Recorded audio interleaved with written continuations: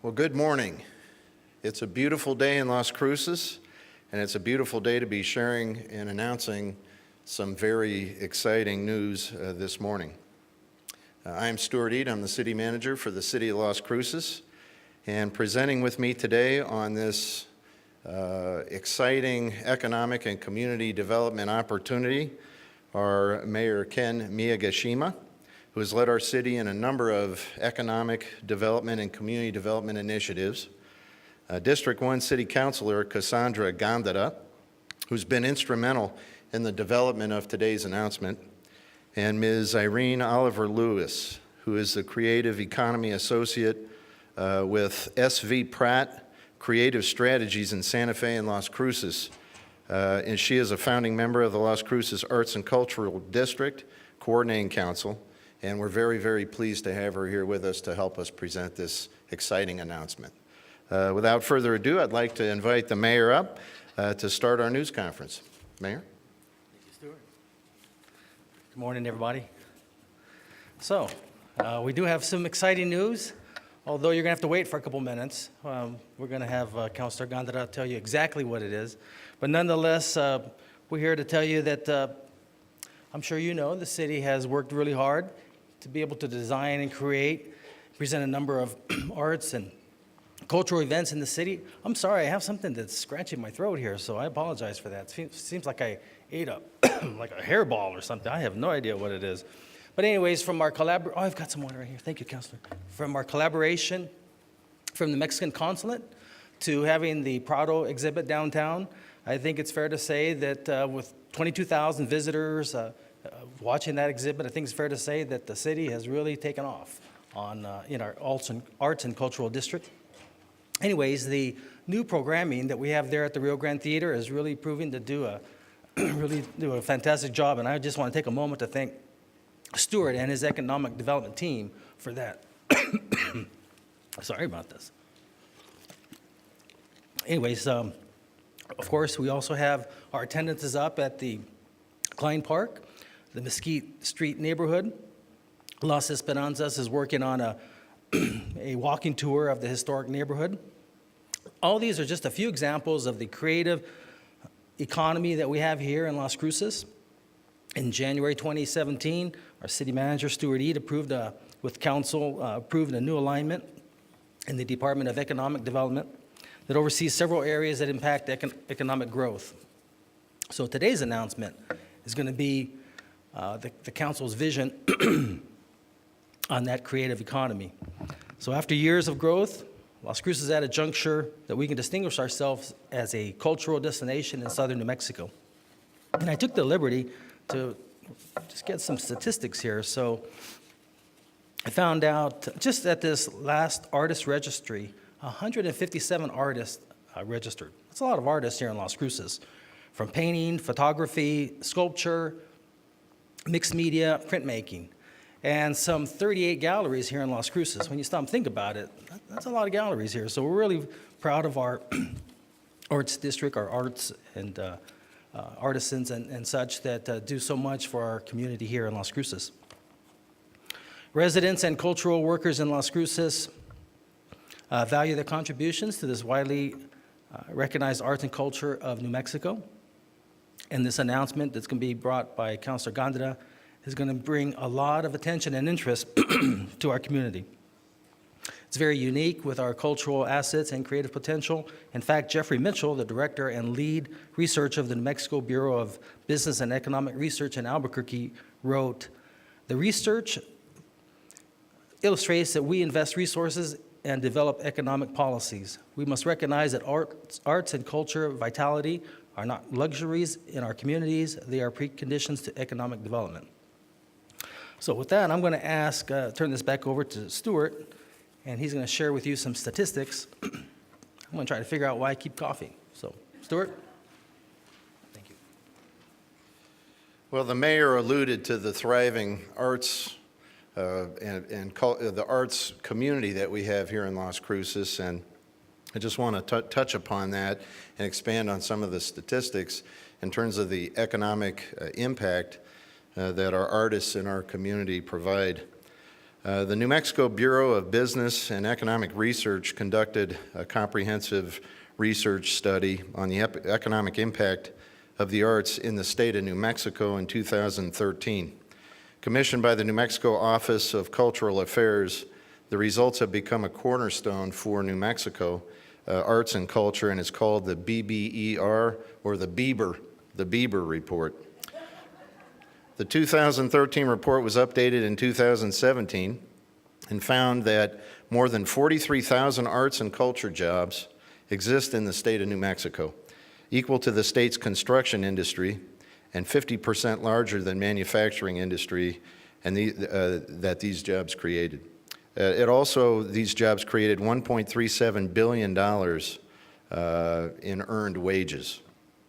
Another 2017 economic development study conducted by Americans for the Arts, titled Arts and Economic Prosperity 5, documented the economic impact of 29 Las Cruces nonprofit arts and cultural organizations and their audiences. They published their findings on the arts and culture industries in our city and found that the total arts and culture industry expenditures equaled $19.1 million. The industry includes 426 full-time equivalent jobs that are supported. Event-related spending, not including the cost of admission, was over $10.5 million. And revenue generated to local government totaled $700,000. So clearly, we have a thriving, incredible, amazing arts community in the city of Las Cruces. To support the growth of the arts and cultural industries in our community, the City Council, within the last 2 years, have taken many affirmative steps and several proactive measures. Those have included the addition of 3 new staff positions to support the growth of the creative economy in art, historic preservation, and the downtown. It included an ordinance to enable the Art Board to purchase public art and to create a citywide public art master plan, and an ordinance to create the first in the state, a municipally designated arts and cultural district. So clearly, we are leading the way.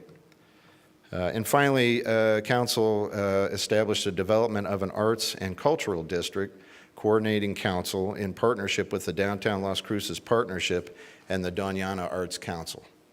So at this time, I'd like to introduce and please welcome District 1 City Councilor, Councilor Kasandra Gandara.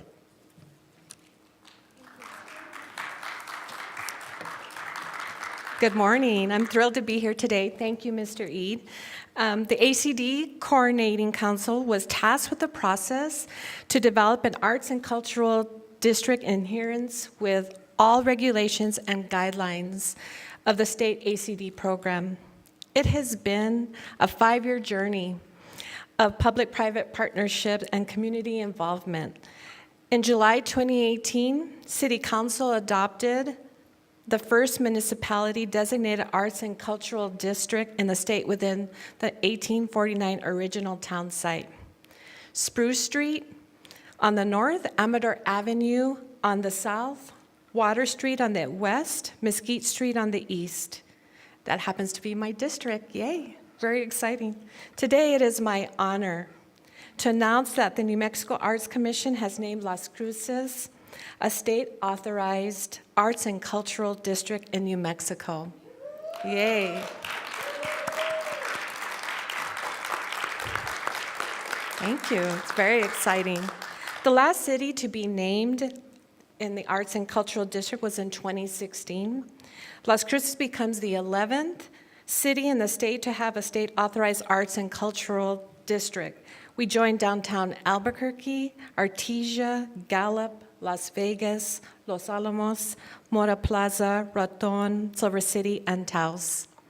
The Arts and Cultural Districts program was established by the legislature in 2007 as a comprehensive economic development strategy designed to capitalize on the expanding creative economy. It is managed by the State Main Street Program and locally by Downtown Las Cruces Partnership, so thank you. Now I will turn it over to Mr. Ed. Thank you. Thank you, Councilor Gandara. To give us more specifics on our Las Cruces Arts and Cultural Plan, I'd like to introduce Ms. Irene Oliver-Lewis. As I stated, she is one of the founders of the concept of an arts and cultural district for Las Cruces. She was one of 6 people who started in 2008 researching how to create a district. So I'd like to invite her up, please. Ms. Oliver-Lewis.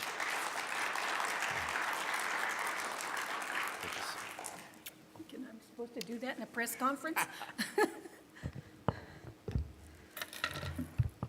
Thank you, City Manager, Mr. Ed. It has been a privilege and an honor to be part of this artistic journey. For me and 2 other people here today, Kathleen Squires, stand, and Kathleen Albers, and myself, have been at this process for 11 years, the 2nd year after an arts and cultural district was announced in our state. This is the finished plan of our arts and cultural district. More than 300 people participated in the process that my colleague from Santa Fe, Sabrina Pratt, led from September 2017 to July 2018, when the City Council adopted this very beautiful plan. This is an aside. Emmett Bomer is here, and many of his photographs are in the plan. The ACD Coordinating Council narrowed down some 1,000 community ideas, and Sabrina and I came up with 16 action plans and 68 strategies to accomplish everything that is written in this plan. And everything is to be completed by 2023. The action plans are divided into 4 goals that correspond to many of the plans and the comprehensive plan of the city. And they are to foster economic growth, to improve the community's quality of life, to honor and promote Las Cruces history and culture, and to, most importantly, have community engagement and implementation. From the beginning of the process, Mr. Ed tasked us with working with a collaborative model. This included the city staff, specifically Andy Hume and Armando Morales in the Economic Development Department, the 11-member DC Arts and Cultural Coordinating Council, whose chair is David Chavez from the Mesquite Street neighborhood, the Downtown Las Cruces Partnership, with leadership from Jennifer Garcia Kowalski and her board, and the Doñana Arts Council with leadership from Kathleen Alberts and her board. We wrote the plan with all the regulations and requirements from the state necessary to be an ACD district. We hoped within a year or so that maybe we could become a state-authorized district, because as Councilor Gandara said, nothing had been developed since 2016. Well, Las Cruces is so great, and our cultural community is so great, and our plan is so beautiful that we got approved in just 4 months. And that future is now.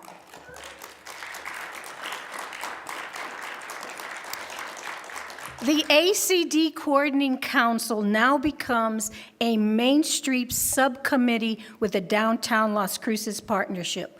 We will complete the 18 plans through a required partnership between these 3 organizations: the city, the Coordinating Council, Downtown Las Cruces Partnership, and the Doñana Arts Community Council, and of course the community. I'm going to alter a bit from the prepared script because the ACD is not just a concept for me. It is my life work. To me, it is the essence, the substance, and the heart of Las Cruces. I walked down Main Street every day when I was a child to go to school at Holy Cross. And for those of you who don't know, Holy Cross and St. Genevieve's was where the Plaza of Las Cruces now sits or works. I went to the library at the Brannigan Cultural Center because that was the library for Holy Cross.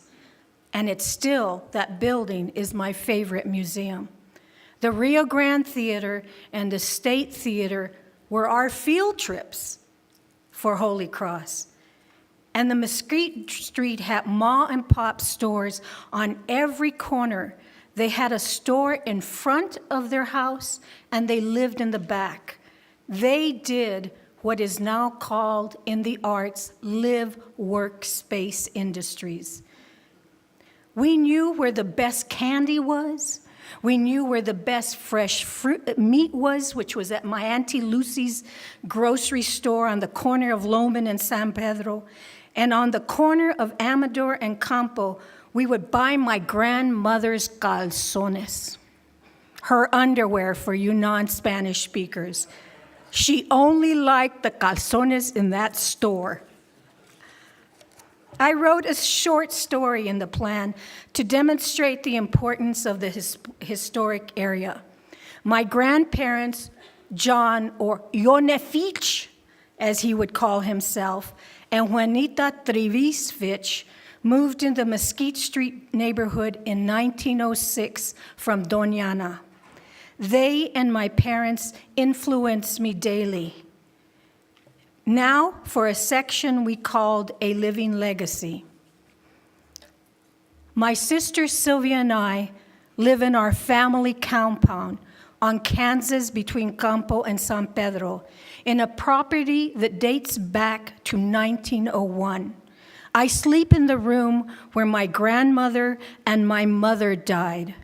Our family compound is filled with their spirits, the furniture my father made and designed and carved, the home he renovated, the cleanliness and the outlining of my grandmother are within the whole property. Her oleanders still exist. And the sartens, or the frying pans that my mother used to make her delicious red chili and tacos, are still with us daily. I hear the stories my grandparents and my parents told, and I can hear the mariachi music that my mother sang when I was La Niña, the little one in the family. Family stories are like shadows, a part of wherever you go. They echo our lives and ensure that we remember from generation to generation. These stories echo in the Mesquite Street neighborhood and in Main Street downtown, and in now the city's arts and cultural district. This is a living legacy of 169 years and growing stronger every day. The ACD is our living legacy, complete with adobe walks and walls, renovated buildings, new street lights, and businesses and people who experience the strength of the past and relish the existence of all the possibilities that are to happen. Salud to our state-authorized arts and cultural district. Salud to our pioneer families' history and businesses. Salud to all the newcomers that bring new energy and creativity. And salud to our city leaders who are partnering with this very important arts announcement today. Mil gracias for being with us today.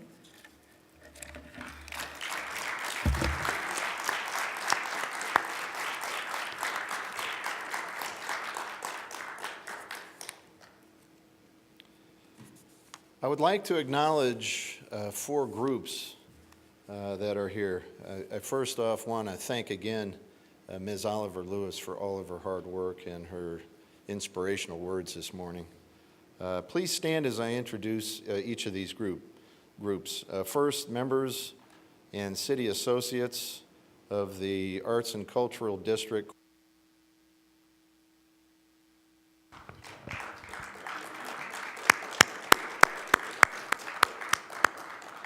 Thank you. Next, members and the Board of Directors of the Downtown Las Cruces Partnership.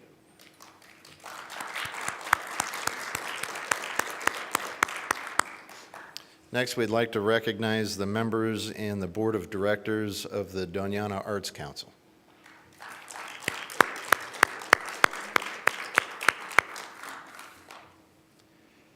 And of course, last but certainly not least, I want to recognize our City Council members as they are the folks that have truly led to the implementation of the Arts and Cultural District. So I want to recognize those that are in the audience. I want to recognize Councilor Smith.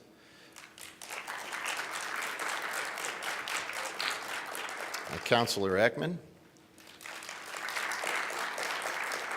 Councilor Vasquez, who was here earlier. And those, I also want to recognize Councilor Flores and Mayor Pro Tem Sorg for their tremendous leadership. Thank you all for your continued support, vision, and guidance. And now I'd like to invite everyone up to answer any questions that the media may have, maybe the mayor, and I could ask Councilor Gandara to also come on up and take questions, and Ms. Oliver-Lewis. Thank you. Any questions? Hi, Stuart, Kate with Channel 7. Just curious, as part of this new designation, will the city become eligible for any state funds so we can further develop our art district? Yes, as a matter of fact, it opens up an amazing amount of funding on lots of levels. You need to know in the plan, we talked about a funding sources, and we just applied for some capital outlay to continue the growth in the Mesquite neighborhood.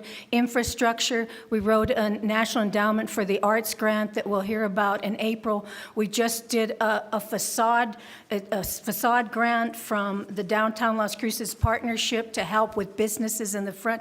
So it's opening up anything from small $500 little things to millions of dollars. We just received, Jennifer and I have been doing, and David have been doing some research on some federal grants, so we'll be working with the city to apply for those. So yes, a lot of new things will be coming to our city. Made possible because of this designation. Correct.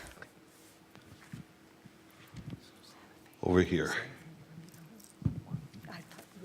Hi, Blake Gumprecht from the Sun News. What do you think will be the most immediate changes and most conspicuous changes that the public will see because this is now an arts and cultural district?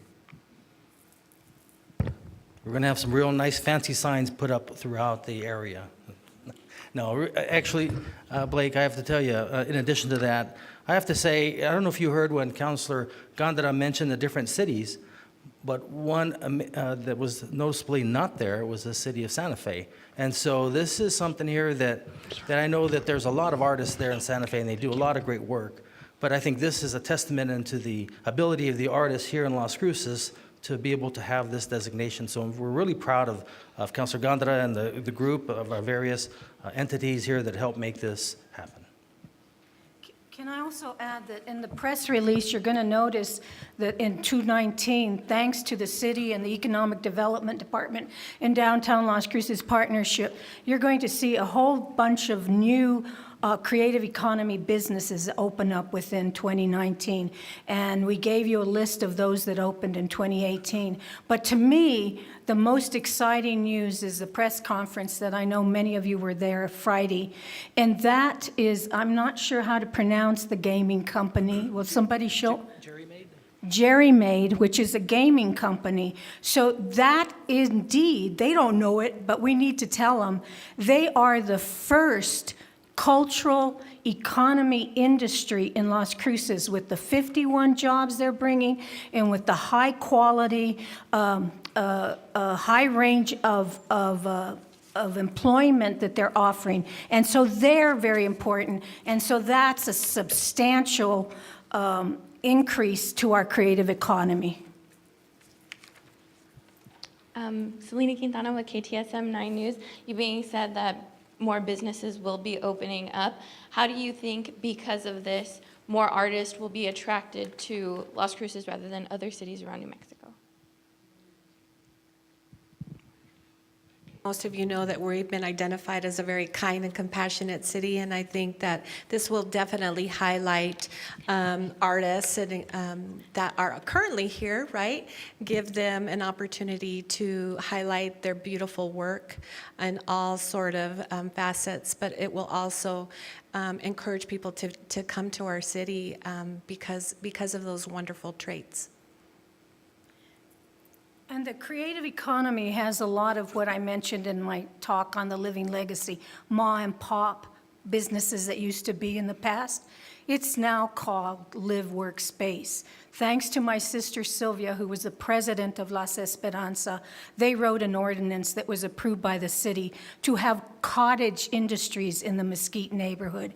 So a lot of those little casitas can now allow for an artist to move into that little casita and make their jewelry, write their literature, create their films in their work-live space. And the Art Coordinating Council is working very closely with that concept of how to build the different tiers of economic development and small business and individual entrepreneurs and artists change the arts and cultural district.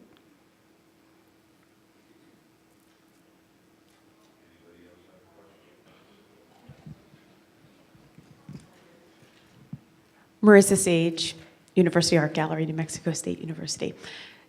Irene, could you talk a little bit about the other connections that we spoke about while creating the Arts and Cultural District, the idea of this spoke, this wheel that could connect all of the different community organizations, New Mexico State University, et cetera, et cetera? Concept of collaborative networking that I know that the City Council has been asking for. I think nobody gives us credit, but I'll take the credit today. So that in our plan, in the arts and culture, and because you told us, bring in everybody, we worked with the community development concept. It is the latest in anything in planning. In cultural planning, in development planning, you bring in the community so you get what they think needs to be done. Since then, all the city plans now have a community process. And Marissa was key to bringing in that concept. And she said, so the spoke is you have NMSU, so we want to have a connection from NMSU and those students to come into downtown. The city created all the things and Armando created all the things that happened on the plaza with the New Mexico Day things. We're now bringing in artists. We are working with the new museum that Marissa is the director that will be at the university. We are working with the artists from the Doñana Arts Council and all the different art forms. And then we have the people, there are 4 groups in the Mesquite neighborhood. They're neighborhood groups from business to just a think tank. We are working with them to make decisions, and we're looking at it borderplex because we're close to Mexico. We're close. We are a multicultural, Latino, Chicano, whatever you want to call it, neighborhood. We started with that, and so that diversity in all those areas will make the arts grow, and businesses, different businesses will come in. I'm sure you didn't think of gaming as a creative economy business. It is. It has film, it has design, it has everything that you go into in a creative art. So you will be seeing a lot of things, and we need the public and the press to understand the concept and the importance of what creative economy can change in our industry, in our community. It is a clean industry that can have very high-powered money. ¿Cómo hablo? Okay, right before we close, we just want to just say again, thank you very much for this, but I just want to just also touch on the fact that with our plaza that we have here downtown, with this designation, with the various artists that you're going to see, hopefully being able to become more painting artists, photography, sculpture, mixed media, as was mentioned with Jerry Maid. So this is really something that's, we're very appreciative of everyone and their hard work, and so we thank you very much for this opportunity to share this great news with you, and with that, I guess we'll just pretty much close it out. So thanks again for everything, for coming today, this morning.